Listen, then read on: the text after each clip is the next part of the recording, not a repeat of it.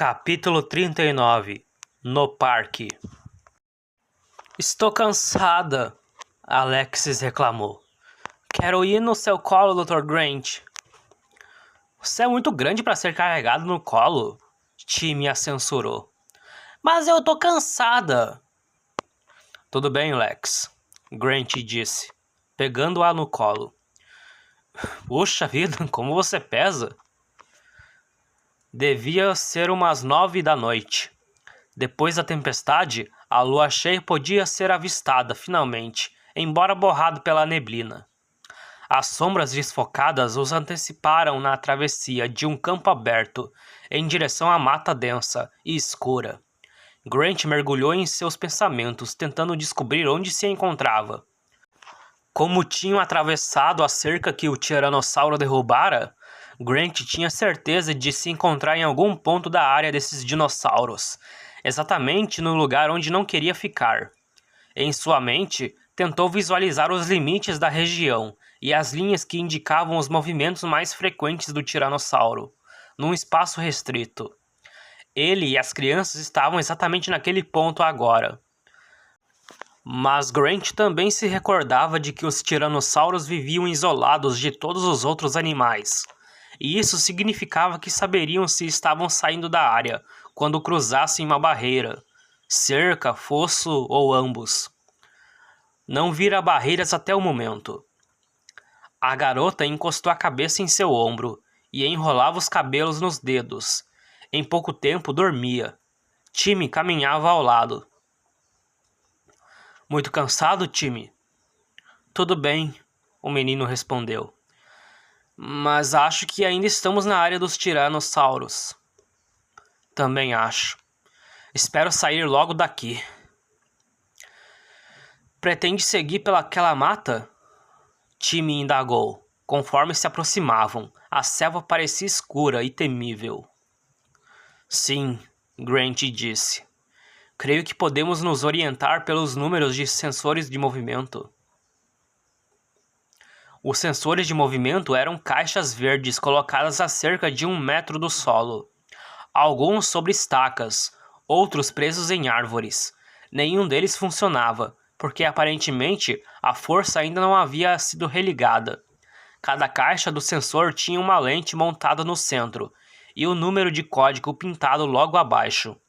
Bem à sua frente, sob o luar que varava a neblina, Grant encontrou a caixa marcada TS-04.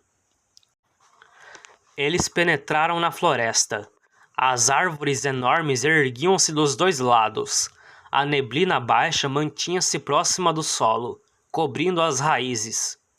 Apesar de bela, a névoa tornava a caminhada perigosa. Grant estudava os sensores. Aparentemente estavam numerados em ordem descendente. Ele passou pelos sensores TS-03 e TS-02. Depois de algum tempo, chegaram no TS-01. Sentia o cansaço aumentar, devido ao peso da menina que carregava, e torcia para aquele sensor marcar o limite da área dos tiranossauros. Mas tratava-se apenas de uma caixa no meio do mato. A seguinte trazia a indicação TN-01, seguida de outra, a TN-02.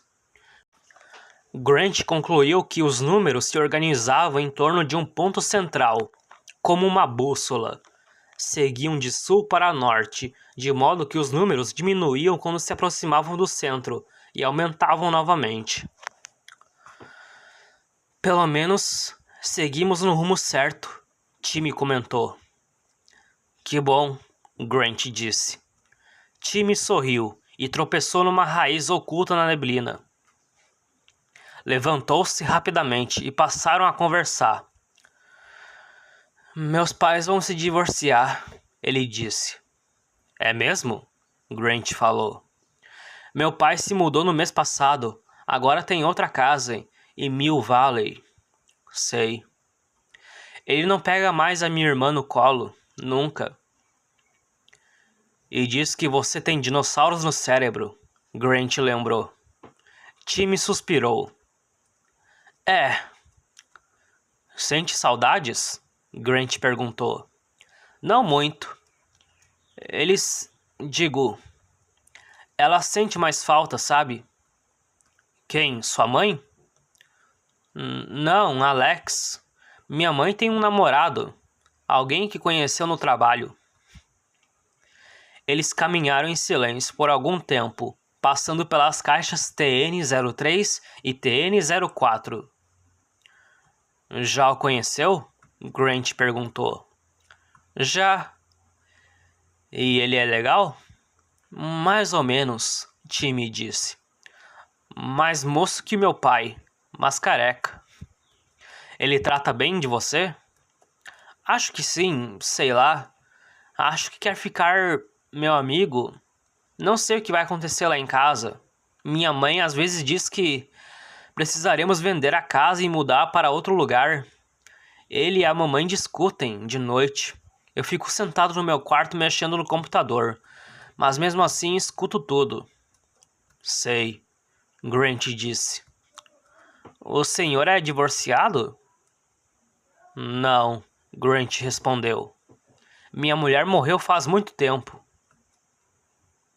E agora você namora a Dra. Sattler? Grant sorriu no escuro.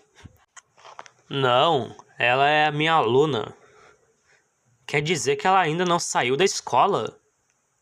Ela faz doutorado. Grant parou, apenas o tempo suficiente para mudar Lex para o outro ombro, e seguiram adiante, passando por TN-05 e TN-06. Ouviram um trovão ao longe.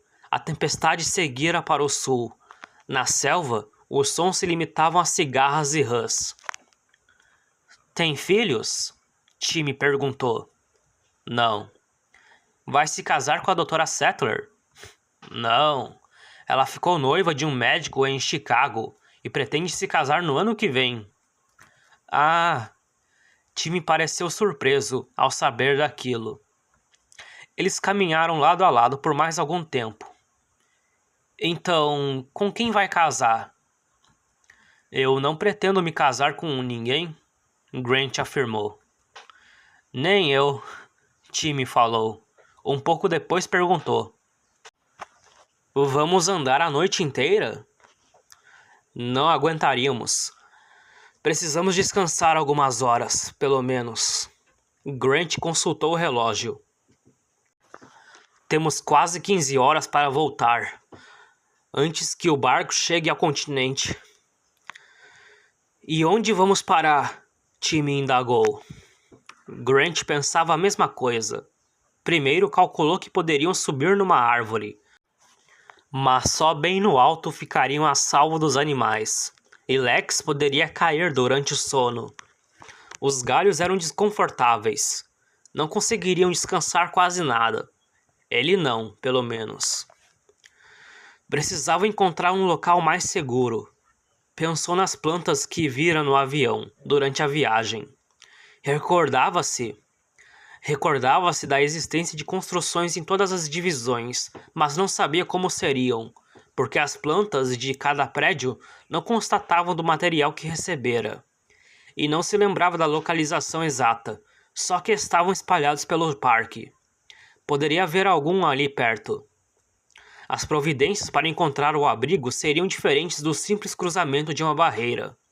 Para sair da área dos tiranossauros, encontrar o abrigo significava adotar algum tipo de estratégia de busca, e as melhores seriam: Timmy, pode segurar seu irmão um pouco? Eu vou subir numa árvore e dar uma olhada em volta. No alto da árvore, ele teve uma boa visão da floresta. Os galhos mais altos espalhavam-se à esquerda e à direita. Encontravam-se bem perto do final da mata. Um pouco adiante havia uma clareira, com uma cerca eletrificada e um fosso de concreto claro. Do outro lado, um campo aberto, grande, que presumiu ser o local dos saurópodes. Ao longe havia mais árvores, e o luar varando a névoa e iluminando o oceano. Ele ouviu o rugido de um dinossauro, mas o animal estava longe. Pôs o binóculo de visão noturna de Timmy e olhou novamente. Acompanhou a curva cinzenta feita pelo fosso, e depois encontrou o que procurava. Uma faixa escura da estrada de serviço, terminando no retângulo de um teto. Talvez a uns 400 metros da árvore onde se encontrava. Quando voltou, Lex choramingava. Qual o problema? Ouvi o som de um animal. Não vai nos incomodar. Está acordado agora? Vamos. Ele a levou até a cerca. Tinha 4 metros de altura, com arame farpado em espiral no alto. Erguia-se muito acima deles. O fosso começava bem do outro lado. Lex olhou para a cerca, assustada. Pode subir? Grant perguntou. Ela entregou-lhe a luva de beisebol. Claro. Fácil. E começou a subir. Aposto que Timmy não consegue. Timmy gritou furioso. Cala tua boca. Timmy tem medo de altura. Não tenho. Ela subiu mais. Tem sim. Não tenho. Então vem me pegar. Grant virou-se para Timmy. O menino, pálido na escuridão, não se mexia. Algum problema com a cerca, Timmy? Não. Quer ajuda? Timmy é medroso, Lex provocou. Menina idiota, Timmy disse, e começou a subir. Está gelada, Lex protestou. A água mal cheirosa chegava na altura da cintura, no fosso de concreto. Tinham atravessado a cerca sem incidentes, a não ser pela camisa de Timmy que se rasgara de um arame farpado do alto. Depois precisaram escorregar pela parede do fosso, e agora Grant procurava uma saída. Pelo menos eu fiz com que Timmy subisse na cerca, Lex se vangloriou. Ele morre de medo. Obrigado pela ajuda, Timmy retrucou sarcástico. O luar iluminava os detritos que boiavam no fosso. Ele seguiu em frente, procurando pela parede de concreto do lado oposto. O cimento liso impedia a subida. Aí! Lex exclamou, apontando para a água. Não é nada, Lex. Grant finalmente encontrou um ponto onde o concreto rachara e uma trepadeira pendia até quase tocar a água. Segurando na trepadeira, viu que aguentava seu peso. Vamos, garotada. Começaram a escalar a parede do fosso e chegaram ao outro lado. Levariam apenas alguns minutos para cruzar o descampado e atingir o barranco que dava na estrada de serviço abaixo, avistando o prédio de manutenção à direita. Passaram por 2 sensores de movimento e Grant notou, preocupado, que permaneciam desligados, assim como as luzes. Mais de 2 horas depois da queda da força e nada da energia voltar. Em algum ponto distante, ouviram o rugido do tiranossauro. Ele está aqui perto? Lex perguntou. Não, Grant a tranquilizou. Estamos numa área do parque onde ele não consegue chegar. Descendo pelo barranco gramado, seguiram para o prédio de concreto. Na escuridão, parecia assustador, como um bunker. Para que serve esse lugar? Lex quis saber. Para nos escondermos. É seguro, Grant falou, torcendo para ser verdade. A entrada tinha um portão grande, por onde passaria um caminhão. Fora reforçado com grossas barras de ferro. Lá dentro, pelo que podiam ver, havia um barracão aberto, com pilhas de capim e fardos de feno, estocados com equipamentos. O portão estava trancado com um cadeado pesado. Enquanto Grant o examinava, Lex esgueirou-se por entre as barras. Vamos lá, rapazes. Timmy a seguiu. Acho que também consegue, Dr. Grant. Ele tinha razão. Apesar de apertado, Grant conseguiu passar por entre as barras e entrar no abrigo.